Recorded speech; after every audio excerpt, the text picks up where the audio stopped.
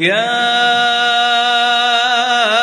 أيها الذين آمنوا إذا نودي للصلاة من يوم الجمعة فاسعوا إلى ذكر الله وذروا البيع ذلكم خير لكم إن كنتم تعلمون.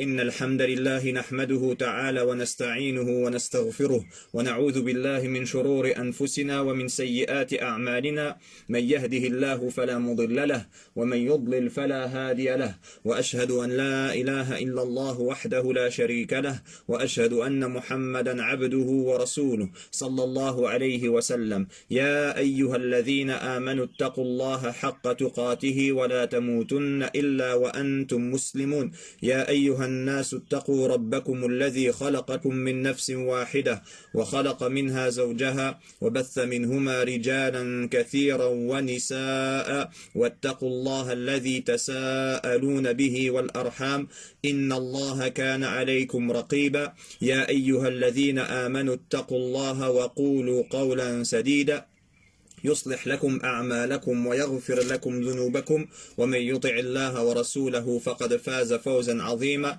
ثم أما بعد، فيا أيها الناس اتقوا الله تبارك وتعالى وتعرضوا فيما بقي من شهركم لنفحات ربكم وتوبوا إليه توبة نصوحا لعل الله أن يمحو كل ذنب عظيم. عباد الله، إن الله بحكمته فضل شهر رمضان على بقية الشهور، وجعل العشر الأواخر منه أفضل أيامه ولياليه، وخصها عن بقية أيام رمضان بخصائص ومزايا، ومن أظهرها اجتهاد النبي صلى الله عليه وسلم فوق ما كان يجتهد في غيرها من العبادات.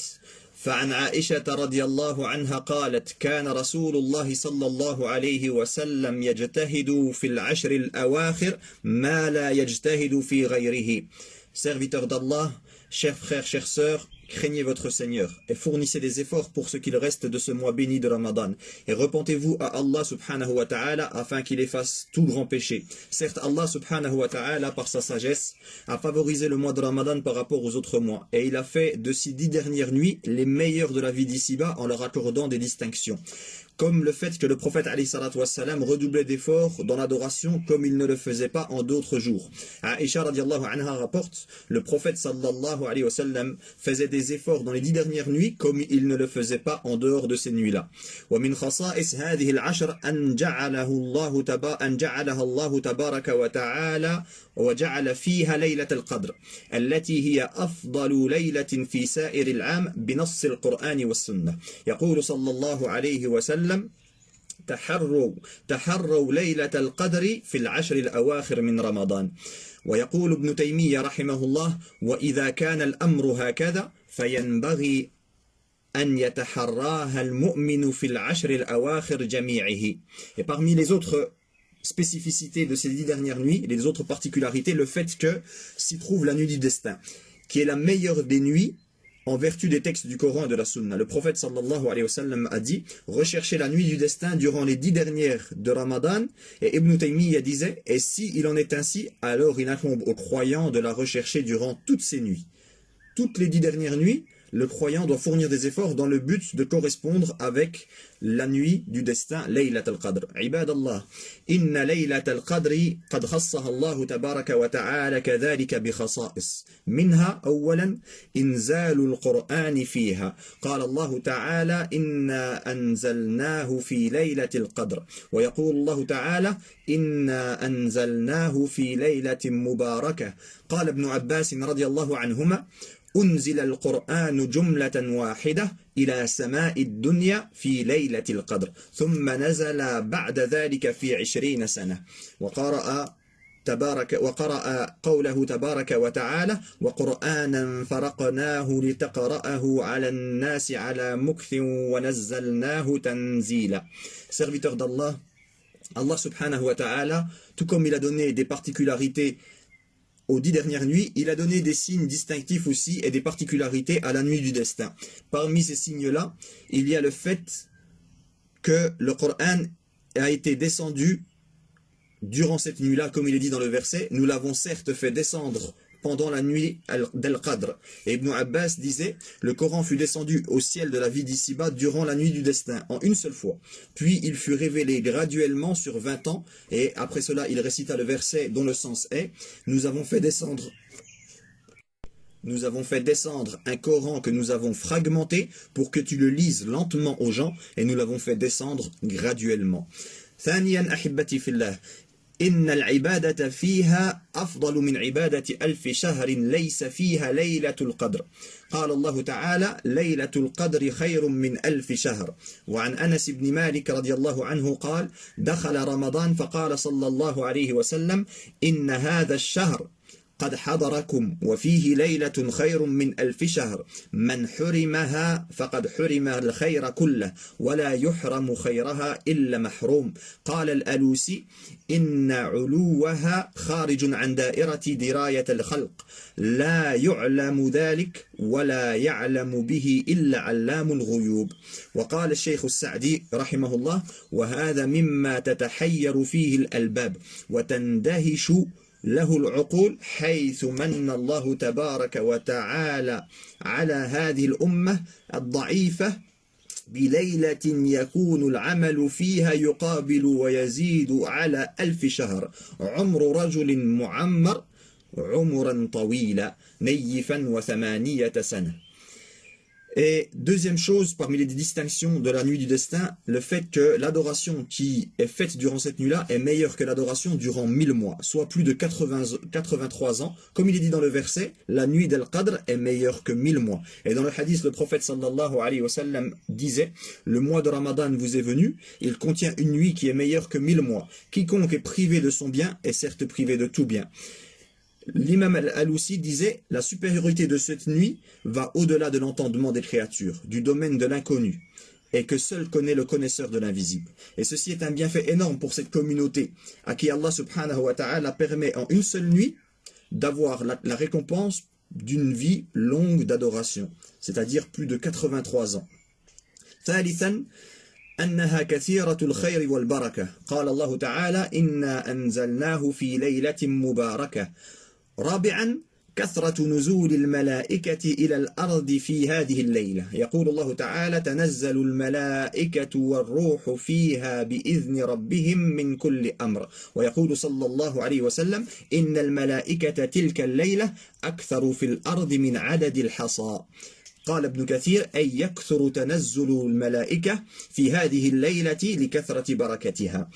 La nuit du destin, c'est une nuit aussi qui est remplie de baraka, comme il est dit dans le sens du verset, nous l'avons fait descendre dans une nuit bénie. La baraka, comme nous l'avons déjà mentionné, c'est l'abondance du bien et son affermissement ici-bas et dans l'au-delà.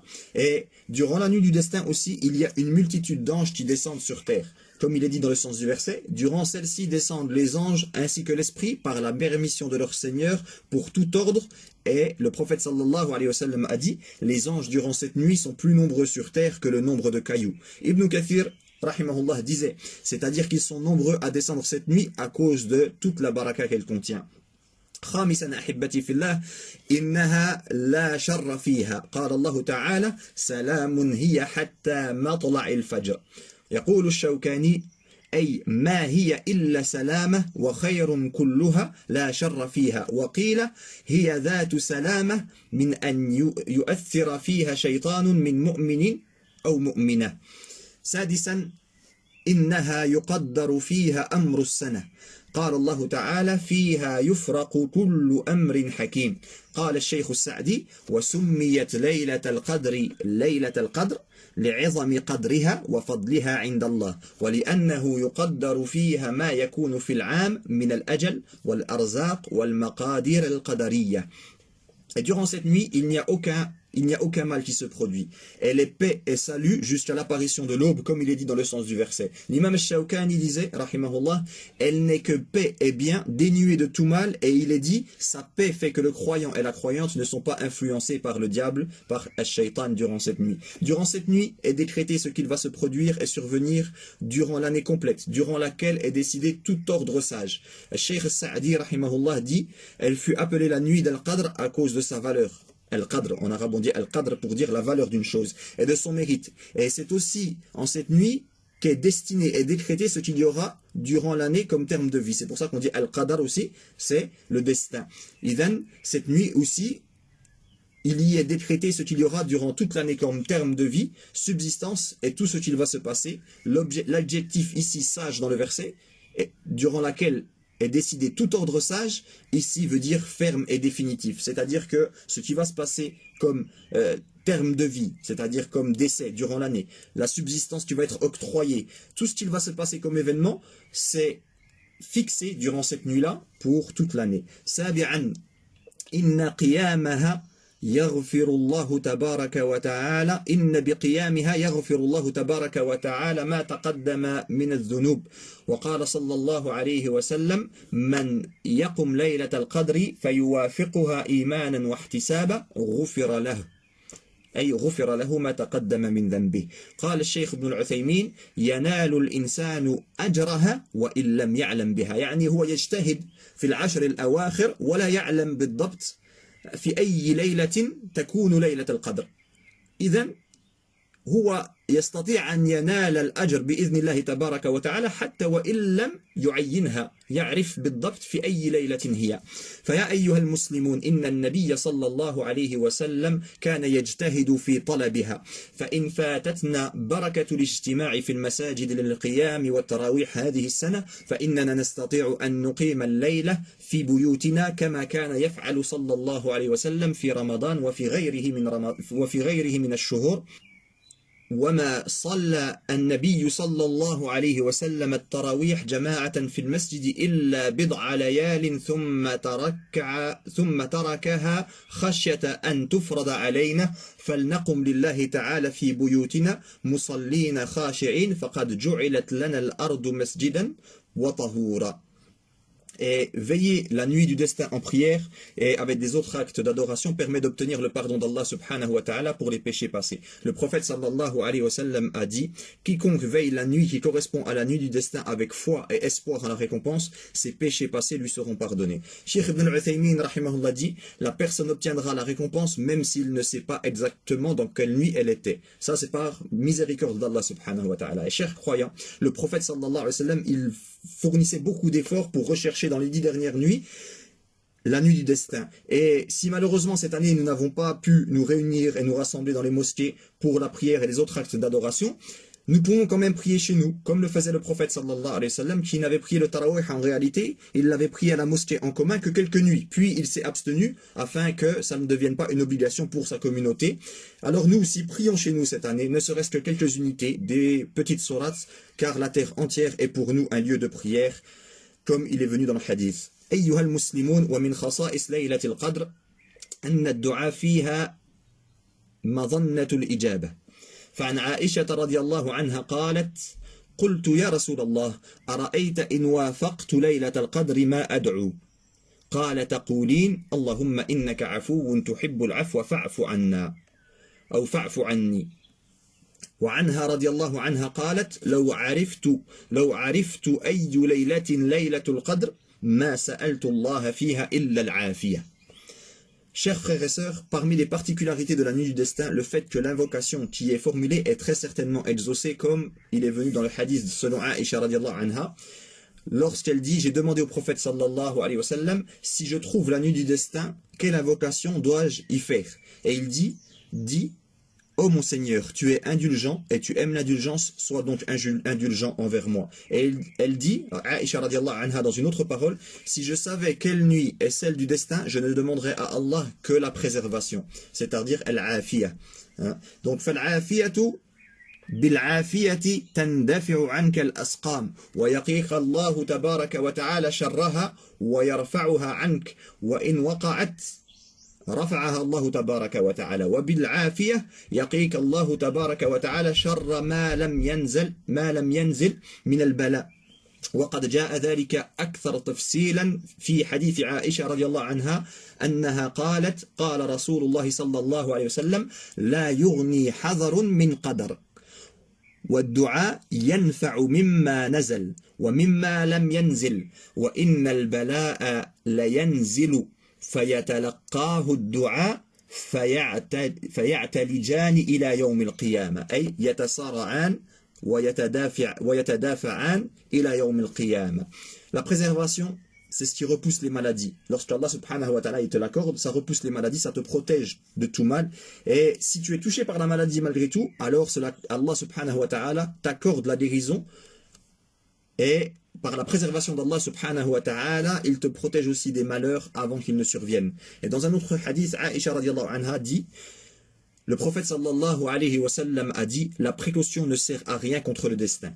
Mais l'invocation est bénéfique contre ce qui survient et ce qui n'est pas encore survenu. Et certes, l'épreuve descend et rencontre l'invocation et elles se combattent jusqu'au jour de la résurrection. أيها المسلمون إن كان وباء كورونا قد حل ونزل فإن الدعاء يرفعه ورمضان والعشر الأخيرة منه تحديدا هو وقت استجابة الدعاء فكفى أن الله عز وجل في قرآنه قد أنزل آية الدعاء من بين آيات الصيام حين يقول وإذا سألك عبادي عني فإني قريب أجيب دعوة الداعي إذا دعان. Serviteurs d'Allah, si cette épidémie que nous vivons s'est abattue sur nous tous, elle peut certes être levée grâce aux invocations pieuses.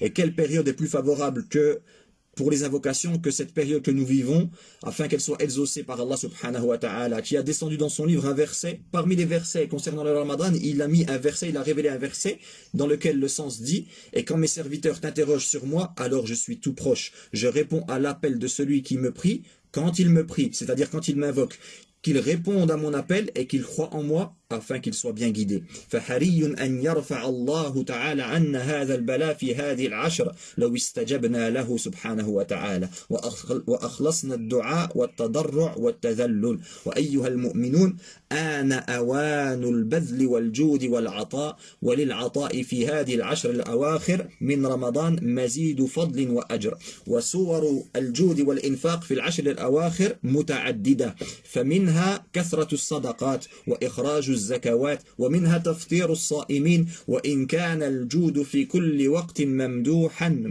مستحسنا فإنه في رمضان أشد مدحا واستحسانا وإنه في ظروفنا في هذه الأزمة قد أصبح على القادرين من قبيل الواجبات بالضرورة. يعني الحال وصل إلى أن الناس كثر فيهم الفقر والضيق فلا بد أن من كان له القدرة يساعد إخوانه. فهذا عبد الله بن عباس رضي الله عنهما يقول سمعت رسول الله صلى الله عليه وسلم يقول ليس المؤمن الذي يشبع وجاره جائع إلى جنبه. Et si nous répondons à l'appel d'Allah subhanahu wa ta'ala, alors il répondra à nos invocations. Enfin, sachez que parmi les bonnes œuvres pour cette période bénie, les actes de générosité, faire des dons et des aumônes, nourrir les pauvres. Si la générosité, elle est louable en temps normal, en temps de crise comme aujourd'hui, ce que l'on vit, elle devient presque un devoir pour ceux qui en ont les moyens. Le prophète sallallahu alayhi wa sallam a dit, le croyant n'est pas celui qui mange à sa faim alors que son voisin à côté est affamé. فاغتنموا هذه العشر المباركة بما هي جديرة به من العبادة فإنها فرصة العمر وغنيمة لمن وفقه الله عز وجل وفقني الله وإياكم لاغتنامها. Profitons donc de ces derniers jours pour qu'il nous reste pour multiplier les bonnes actions en cette période qui est une occasion en or dans une vie et combien en sont privés et un bienfait pour ceux à qui Allah subhanahu wa ta'ala l'a accordé. Si demain on nous dit, si demain tu rentres dans une grande surface, dans un magasin et que lorsque tu rentres on te dit dans ce moment-là, dans cette période-là où vous êtes dans le magasin, tout est à moins 90%. Vous pouvez tout emporter avec facilité, avec moindre coût. Tu te sentiras privilégié, tu te diras que celui qui n'a pas été là et qui n'est pas tombé sur cette occasion-là, il a certes été privé. Et toi, tu as été privilégié lorsque tu es arrivé au bon moment, au bon endroit. Eh bien, tu es au bon moment et tu es au bon endroit. Tu peux adorer Allah subhanahu wa ta'ala durant les jours dans lesquels Allah subhanahu wa ta'ala, il multiplie la récompense et durant ليلة القدر بإذن الله تبارك وتعالى فاللهم ارزقنا الثقة فيما عندك وهبنا حسن ما تبقى من رمضان وبلغنا ليلة القدر وارفع عنا البلاء والوباء والغلاء والنقم ما ظهر منها وما بطن اللهم فرجا قريبا وعافية عاجلة غير آجلة. أقول ما تسمعون وأستغفر الله العظيم لي ولكم فاستغفروه إنه هو الغفور الرحيم.